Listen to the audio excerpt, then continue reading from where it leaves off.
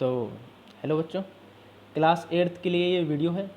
उनके chapter number 3 का part 3 है ये। वो थोड़ा सा लंबा चैप्टर है, इसलिए 3 पार्ट्स में करना पड़ा। आई होप आपको 2 पार्ट समझ आए होंगे। 2 पार्ट समझ आए हैं तो आप तीसरे पार्ट पे आए, नहीं आए हैं तो वो उनकी वीडियो बार बार देखें, आपको समझ आ जाएगा। जितना बताया है उतना ही है। अभी प्लांट एंड एनिमल सेल लिखा है, major differences are given below. अब हमको जो लास्ट वीडियो वो ख़त्म करी थी, यहीं से हमने प्लांट और एनिमल सेल में डिफरेंस पढ़ने थे, तो हम प्लांट और एनिमल सेल में डिफरेंस पढ़ेंगे, बिल्कुल पढ़ेंगे, बरोबर पढ़ेंगे।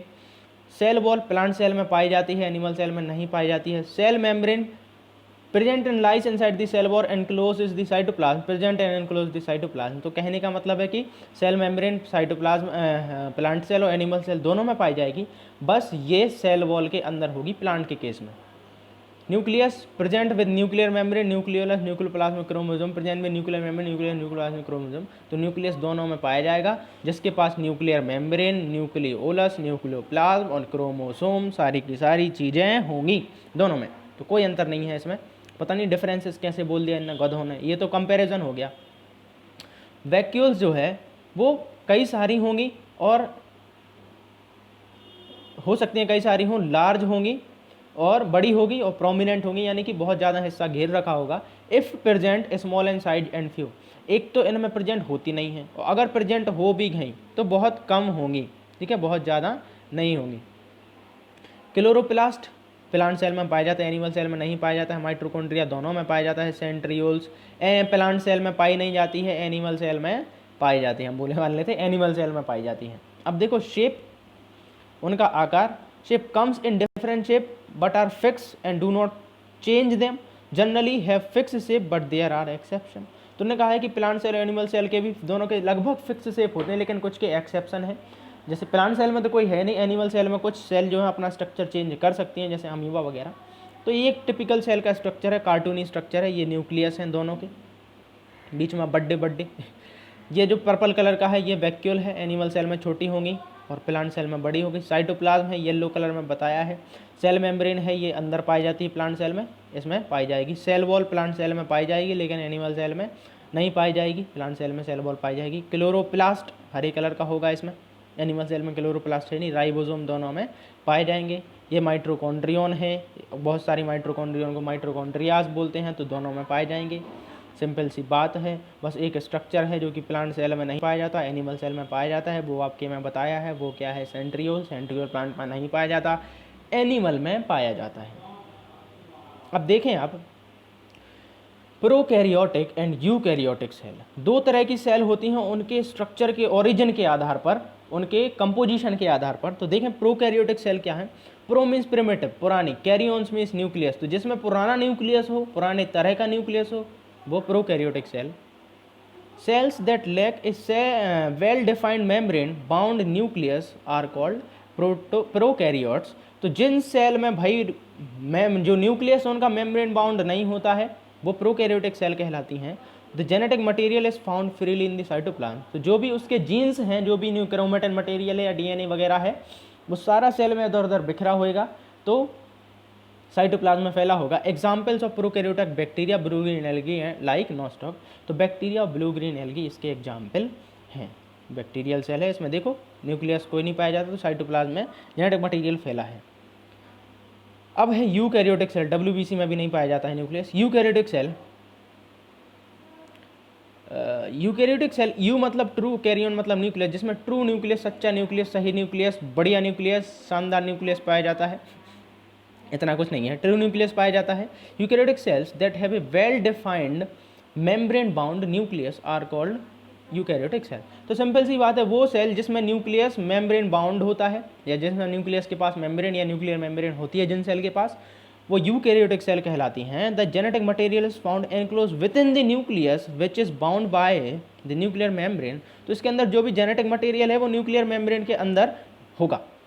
All this cells of plants and animals are eukaryotic cell. तो जो भी प्लांट और एनिमल तुम देख रहे हो भाई आसपास अपने, सारे के सारे सेल से मिलकर बने हो। किस तरह की सेल से मिलकर बने? वो यूकैरियोटिक सेल से मिलकर बने हैं। All organisms other than blue green algae and bacteria are eukaryotic या यूकैरियोट। ब्लू ग्रीन एल्गी और बैक्टीरिया को छोड़कर सारे के सारे दुनिया में सब तड़म बड़म सब लोग यूकैरियोट्स हैं।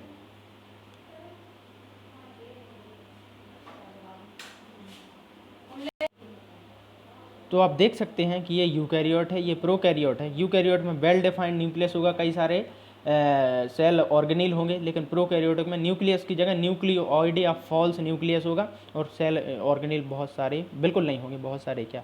ये एक तरह की टिपिकल बैक्टीरिया है, एक टिपिकल एनिमल सेल है। तो आपको ये पता चल गया। अभी हम आगे जानेंगे सेल डिवीजन एंड ग्रोथ के बारे में, ठीक है। तो सेल कैसे डिवाइड करेगी, 1 से 2 होएगी और कैसे उसकी ग्रोथ होगी, तो आपको इसके बारे में जानना है। सेल डिवीजन का मतलब है कोशिका विभाजन। तो कोशिका विभाजन 1 से 2 कोशिकाएं हो जाती हैं। हर एक कोशिका, जैसे अमीबा है, वो एक सेल पाया जाता है और उसमें एक सेल से डिवाइड होकर 2 सेल, उसकी डॉटर सेल वो बना लेता है, उसको सेल डिवीजन कहते हैं। माइटोसिस से या मियोसिस दोनों इसमें होती हैं, वो आपको आगे पढ़ाया जाएगा। अब देखो, वो भी और भी बात की है, आगे देख लें फिर आगे बताते हैं। A cell ingest and digest food, cell खाना ग्रहण करती है और उसे पचाती है। After digesting the food it grows in size, food को डाइजेस्ट करने के बाद, फूड को नहीं, सॉरी क्या बोल रहा हूँ मैं, फूड को डाइजेस्ट करने के बाद ये बड़ी होती है साइज में। The growth of a cell is limited, लेकिन एक लिमिट तक ही बड़ी हो सकती है, वो ऐसा नहीं है फूड के ब्रह्मांड में मतलब फूल जाए एकदम, ऐसा नहीं, बिल्कुल लिमिटेड ग्रोथ होती है उसकी। After reaching a certain size it divides to form 2 cell, और ये यूनिसेलुलर ऑर्गेनिज्म की बात हो रही है, ध्यान से समझना। तो एक सर्टेन लिमिट तक पहुंचने के बाद ये डिवाइड होने लगती है और 2 सेल बना लेती है।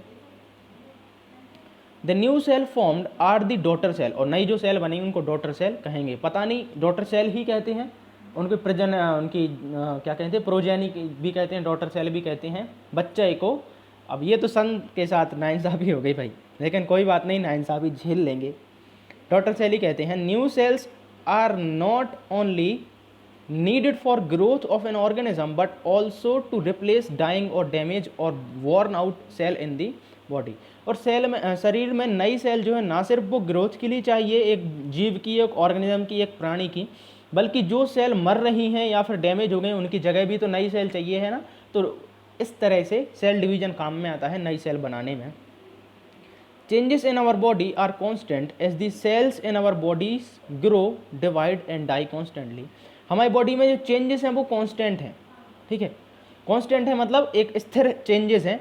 As the cell in our body grow, divide and die consistently. तो क्योंकि हमारे शरीर में जो सेल्स हैं वो बढ़ती हैं, डिवाइड होती हैं और मरती रहती हैं, इसलिए जो चेंजेस हैं वो कांस्टेंट है, मतलब ज़्यादा वो नहीं है noticeable. These changes occur at different stages at the different time, अलग अलग स्टेज पर अलग अलग टाइम में होते हैं। ऑल सेल्स दैट कम, देखिए जैसे सेल डिवीजन जब ग्रोथ बन रहा होगा, मदर के बॉम में होगा कोई चाइल्ड, तो उसमें सेल डिवीजन कुछ अलग होगा, जब वो अडल्ट हो जाएगा तो सेल डिवीजन कुछ अलग होगा, तो ये समझ लेना। All cells that come when a cell divide it makes 2 exact copy of it cell, और सारी की सारी cell, all cells that come when a cell divide it makes 2 exact copy, और सारी की सारी सेल्स जो डिवाइड होती हैं वो अपनी की एग्जैक्ट कॉपी बनाती हैं। When a tissue is damaged, अब देखो एग्जैक्ट कॉपी है, माइटोसिस के केस में है, एकदम एग्जैक्ट भी नहीं बनता है, तो वो समझोगे तुम लोग आगे। when a tissue is damaged, अब आगे कहा है when a tissue is damaged, जब एक टिश्यू डैमेज होता है, the surrounding cell begin division to replace the damaged cell।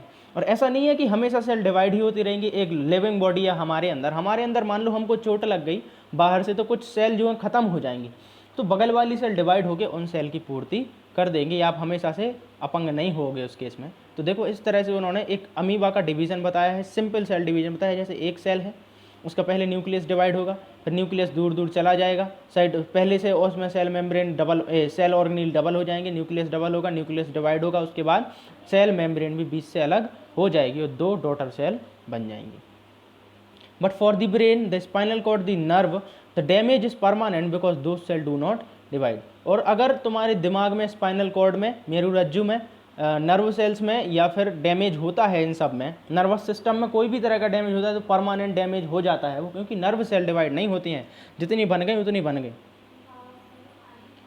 N injury to a broken bone will heal but an injury to spinal cord will not heal. एक हड्डी अगर टूट जाएगी तो वो तो जुड़ जाएगी, क्योंकि हड्डी के केस में तो ठीक हो सकता है सेल डिवीजन हो जाए और जल्दी हो जाए, लेकिन अगर तुम्हारे स्पाइनल कॉर्ड में या ब्रेन वगैरह में कहीं पर चोट है तो वो हील नहीं होगी। स्पाइनल कॉर्ड क्या है, रीढ़ की हड्डी के बीच में छोटी सी नर्व, पतला सा एक धागा जैसा होता है नर्व सेल का, तो उसको स्पाइनल कॉर्ड बोलते हैं। तो यहाँ आपका ये चैप्टर खत्म होता है। आई होप समझ आया होगा। इसके क्वेश्चन आंसर हम बता देंगे, आप मन से कर लेना रफ कॉपी पर, और हम इसका वर्क भी बता देंगे, वो भी करते जाना। Thank you.